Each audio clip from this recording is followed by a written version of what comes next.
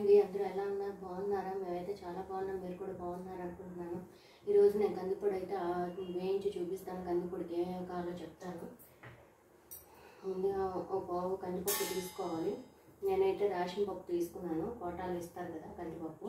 ఇది ముందు దోరగా వేయించుకుందాం.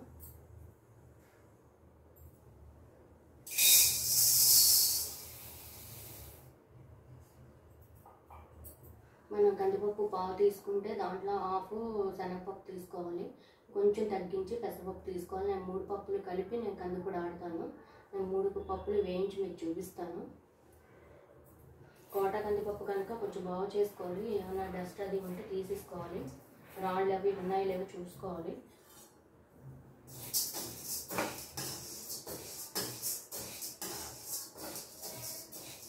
ఇది సిమ్లో పెట్టి వేయించుకోవాలి. హైలో పెట్టేస్తే మాడిపోతుంది, పప్పు వేగదు. ఈ పప్పు వేగడానికి టైం పడుతూ ఉంటుంది. కొంచెం సిమ్లో పెట్టి వేయిస్తాం కదా, టైం పడుతుందండి.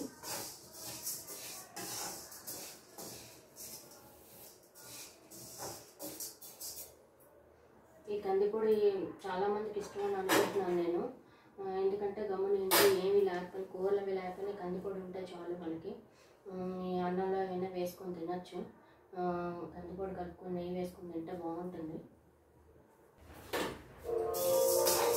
కందిపప్పు అయితే వేసుకొచ్చిందండి. ఇలా వేగాలి కందిపప్పు. మనం నోట్లో వేసుకుంటే కడుక్కున్నానమాట, సౌండ్ రావాలి. ఇలా వేస్తే సరిపోతుంది కందిపప్పు. ఎందుకన్నా నల్లగా వేస్తే చేదు వస్తాయి. చూసారా, కందిపప్పు అక్కడ వేగింది. ఇది ఒక దాంట్లో తీసేసుకుందాం.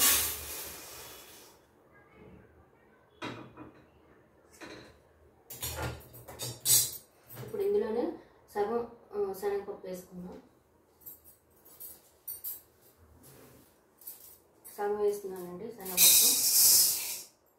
ఇది కూడా సిమ్లో పెట్టి వేయించుకోవాలి.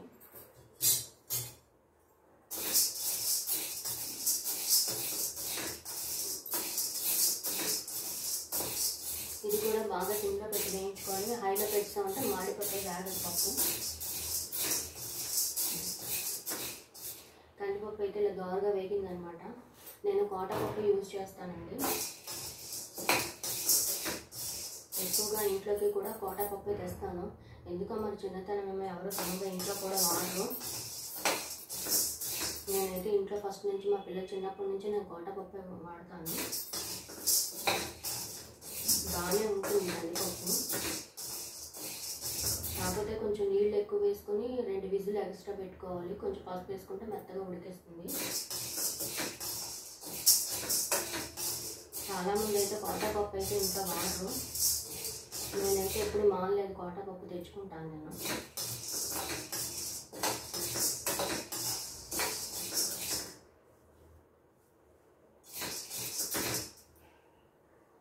శనగపప్పు వేగాలండి. శనగపప్పు కూడా వేగిపోయిందండి. ప్లేట్లో తీసుకున్నాం.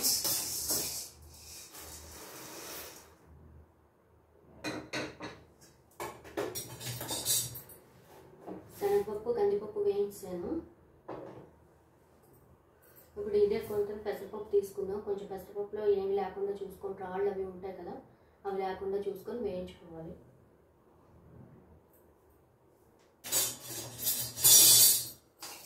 పెసరపప్పు వేయించుకుందామండి. పెసరపప్పు వేగుతుంది. సిమ్లో పెట్టి వేయించుకోవాలి.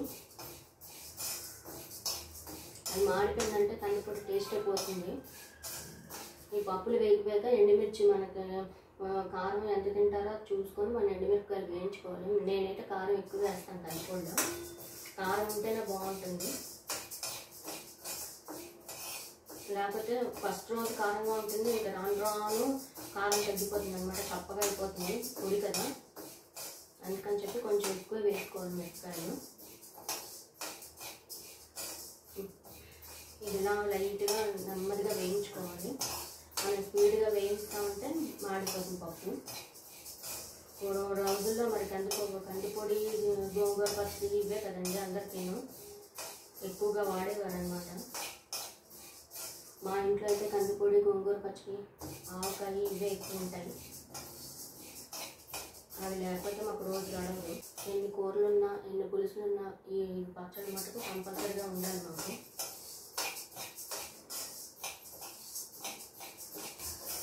ఎప్పుడో తినలేము అనుకుంటే మరి ఏ ఫ్రైలైనా చేసుకోవాలి. లేకపోతే కందిపొడి పచ్చడి అంటే మా ఇంట్లో అయిపోతుంది.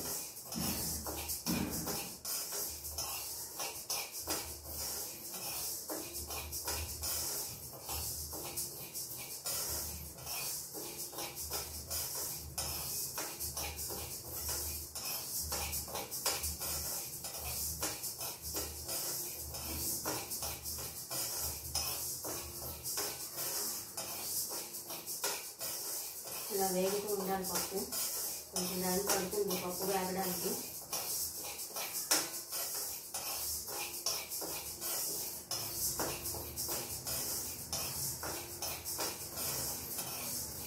ఎక్కువగా టైం పట్టేది ఏంటంటే కందిపొడి పప్పు వేయించడానికి టైం పడుతుంది ఎక్కువ. మనం దీని నుంచి అలా పెసరపప్పు అయితే వేగిపోయిందని తీసేద్దాం. ఇలా వేగాలి పెసరపప్పు. వేగిపోయింది, దీంట్లో తీస్తాం.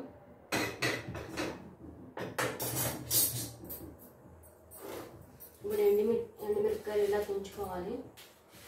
మనం కారం బట్టి తీసుకోవాలి ఎండుమిరపకాయలు.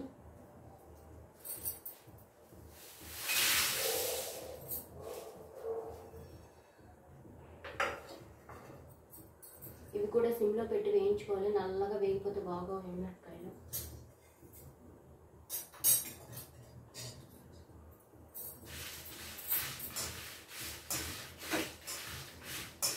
ఇవి కూడా సిమ్లోనే వేయించుకోవాలి.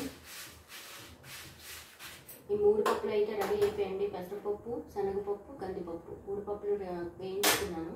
ఇవి మిరపకాయలు తీసేద్దాం.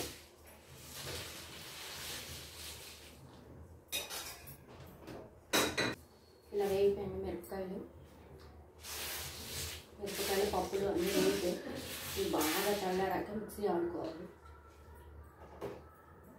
కందిపొడికి అయితే మన పప్పులు మిరపకాయలు అన్నీ రెడీ చేస్తాం.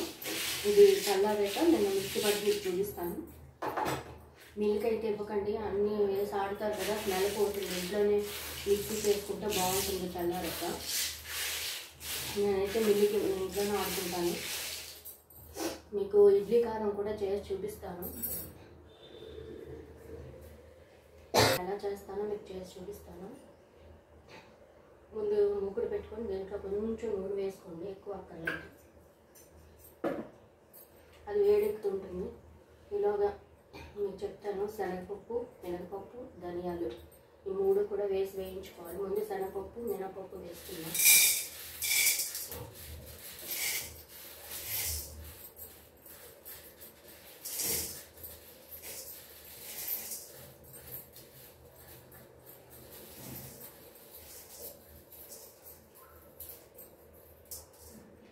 కొంచెం వేగాలి. ఇడ్లీలో కారం బాగుంటుంది. ఇడ్లీ కారం ఇడ్లీ కారం బాగుంటుంది. అంటే శనగపప్పు, మినపప్పు కింద వేసుకోండి.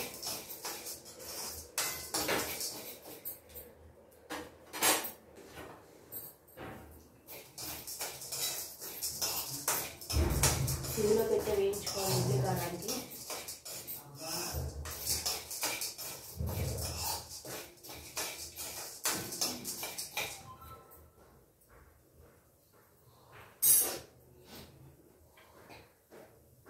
ఈ ధనియాలు ఇందులో వేసుకుందాం. ఇప్పుడు ధనియాలు, శనగపప్పు, మినపప్పు బాగా వేయించుకోవాలి.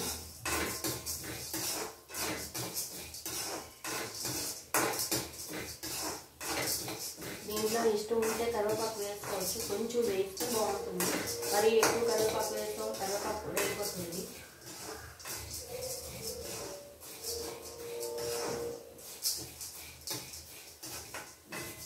కొద్దిగా వేసుకుంటే చాలు. నేనైతే వేయను.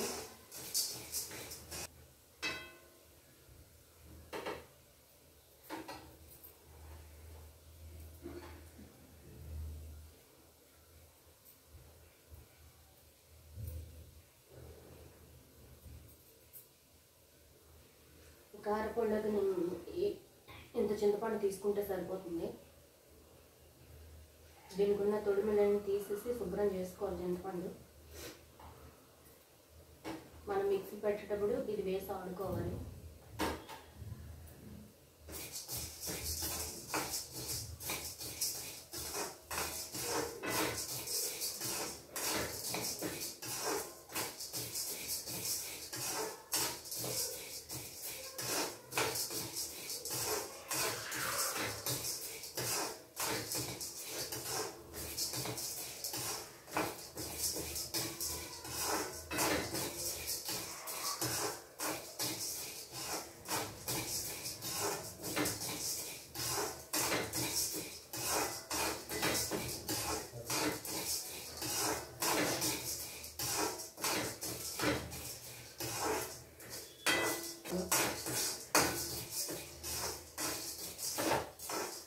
వేగాక ఎండుమిరపకాయలు వేయించుకోవాలి.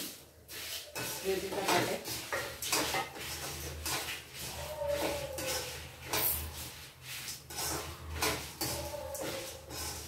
నేను వేయించిన పచ్చిదే ఆడుతాను. స్టవ్ అయితే ఆఫ్ చేసుకున్నాం.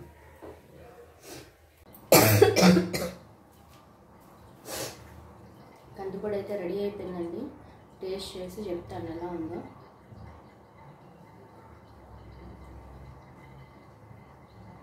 బాగుంది. మీరు కూడా ఇలా ట్రై చేసి చూడండి. ఆ వీడియో కనుక మీకు నచ్చినట్టయితే లైక్ చేసి షేర్ చేయండి. సబ్స్క్రైబ్ చేసుకున్న ఛానల్ని. నెక్స్ట్ వీడియోలో మళ్ళీ కలుద్దాం.